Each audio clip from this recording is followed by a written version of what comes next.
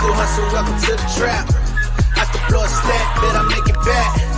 You can hit my line if you need a track, but we can't even talk if it ain't about the bag. What's going on, y'all? It's the kid J Nolan here. Now, big question is AI going to take over the music industry? And I think there's some valid curiosity about that. As y'all know, a few months ago, we had the whole FN Mecca project. He was around for a couple years, bubbling, buzzing. He had collaborations with Nike, signed a deal, everything. It was revealed that he was using the N-word in his music.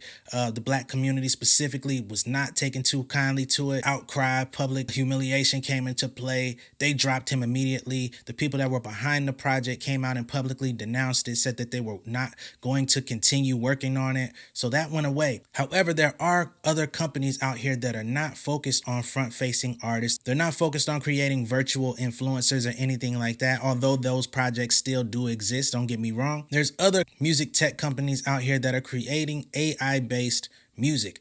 And one of the big players in that space is called Anghami. Now, Anghami is a music streaming platform out in India, in the Middle East, and some other countries, Africa, etc.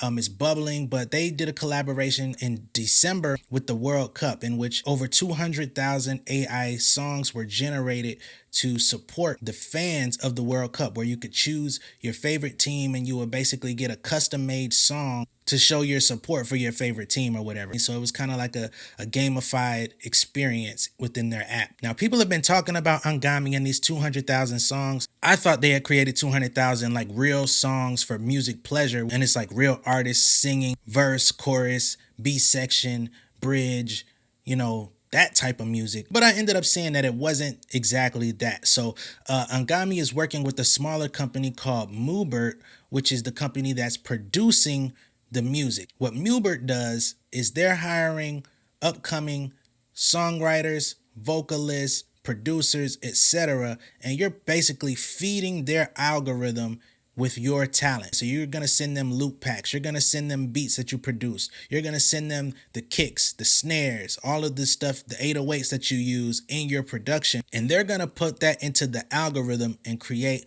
all new songs using your sound. So basically you're going to allow them to sample you within the algorithm to create all new music. Now, they're not going to take your vocals and make fully fleshed out sections of lyrics, but what they are going to produce, because they're going to have vocalists do chants and little pieces of loops and little pieces of vocal samples, the oohs, the ahs, the heys, to where it gets sampled as undertones and additional elements to the music. And for those creators that are signed up on Mubert, you do receive a percentage royalty for anything that they utilize your creation in. So it's not like they're doing this for free. However, if you look at this from a more nefarious angle, you could see how somebody may interpret it, and I definitely interpret it this way, as you're training your successor to take over your spot. Because it starts with the oohs, the ahs, the a's, the babies, the yeses. And then 6 months from now, they start putting this together and start piecing those words together to create phrases, sentences, melodies, you know what I'm saying?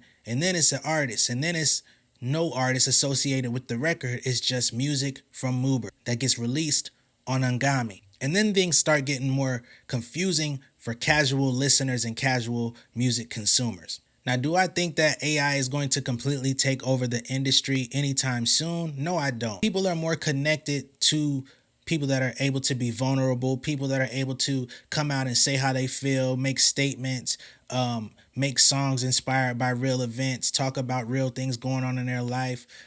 Some artists have very tumultuous backgrounds that they speak about in their music, have real things that they overcome that get talked about in the music. Being able to relate to somebody that's flesh and bone just like you, I think that element will always be very important. As you can see at this current moment, they need the human voice, the human soul, the human emotion in order to create. But I do think as technology advances, they won't need any of that, especially because they're going to have the perpetual license to whatever you create anyway, so that they can always pull from it if needed and always refeed it back into a new algorithm to create more fleshed out versions of what that is. Another thing that I think is going to be kind of weird is, although they do pay you a royalty, what is that percentage? I don't see that explicitly explained, so that they could go off and make hundreds of thousands, if not millions of songs or beats by sampling you. But what is that true percentage going to look like? Especially because they're not hiring top tier, top of the line industry producers and songwriters to do this, they're basically going to be targeting musicians like myself, musicians like you that are probably watching this video, or whoever you may subsequently send this video to. We are the everyday working musicians. You know what I'm saying? We're doing music in order to buy equipment, lighting, phones, pay bills at home, rent, mortgage, electricity, gas, car notes, things of that nature. We are the ones that are going to be in the position to create these records because we're constantly trying to find ways to finance ourselves and our careers if we're not on major labels or getting major investments from people. I do know Timbaland was talking about feeding the AI algorithm and stuff like that for producers. I guess he was privy to some information. If you can create your own algorithm or create your own strand within the algorithm where instead of Timbaland making his own beats, he feeds the DNA of Timbaland and they continue to create Timbaland type beats, and then he goes out and sells it to other artists without really having to do anything. Yes, that's very smart if you can get it to work for you. But if you're constantly feeding corporations and companies and startups, they're not going to give you the equity that makes it an even trade. So I can definitely understand people out there that may feel like this is a dangerous practice, that this is something that's going to lead to destruction in the music industry. As of now, there are a lot of licensing companies and different companies out there that say that they are taking preferential treatment to working with actual human creators to actually put the money in the pockets of real people. But I do wonder how sustainable that's going to be in the future when you can just go to a company like Moobert or a company like Anghami. You can go through millions of sounds, get exactly what you're looking for, put it in a film or a TV show, and just let that $10,000 or that $5,000 placement go to the company that you've developed this relationship with, or even not even having to pay that licensing fee because you probably have a blanket license that you pay them. It can all become a very dangerous thing, especially for the real people. Everyone was like, oh, it's going to kill the fast food industry. And they were pretty much like collateral damage because nobody really feels any true feelings for those people that work in those industries.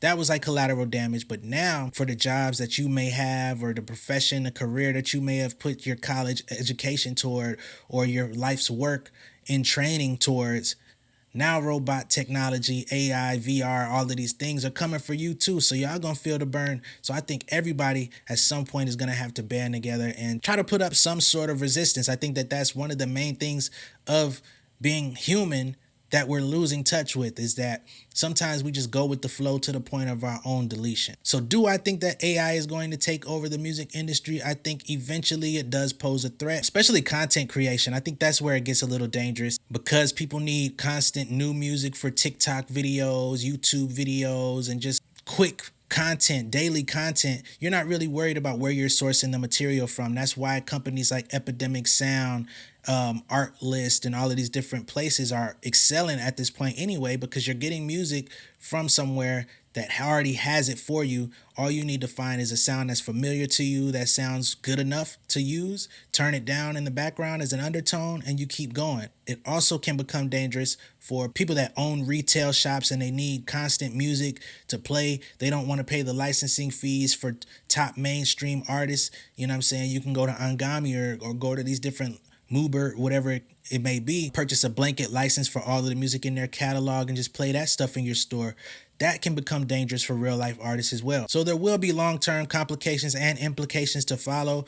But again, I do think it will take some time before people just 100% disconnect with real artists. And in the meantime, like I say, this is going to put pressure on us as creatives. We can't keep creating cookie cutter music. You know what I'm saying? We can't just keep going in the studio and making the same thing that we heard the last artist create or the last producer make or whatever. We got to start pushing the boundaries. We got to start bringing more musicianship to the table. We are music creators after all. And the only way that we're going to sustain long-term value is if we actually become professionals in this space. Let me know what you guys think down below in the comments. Be sure to like and share this video. Please share this with somebody. If this is your first time seeing me on YouTube, hit that subscribe button, hit the post notification bell for all updates. I know that's a lot of demands, but it is what it is, man. If you're an artist, producer, manager, somebody that's trying to learn more about the music industry, go to realjnolan.com. Check out my book, The Pen Game Portfolio Volume 2. And if you need some hands-on assistance, you can also book a private consultation with me on the same website, realjnolan.com, and I'll help you out. It's only $50. I'll help you out for an hour. Everything that you need to ask me, I'm sure can be answered within an hour session. All right. Much love and respect, y'all. Peace.